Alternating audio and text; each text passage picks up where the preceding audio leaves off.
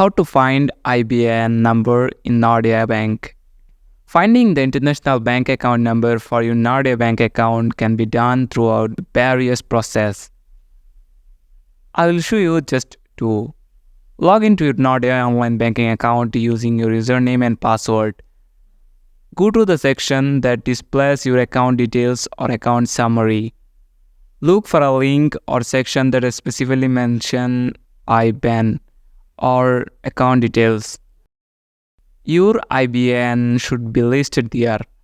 If you are unable to find your IBAN through online banking or statement, contact Nordea's customer support. Customer support can provide you your IBAN after verifying your identity.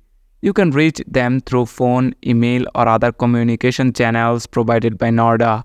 That's it. Thanks for watching the video.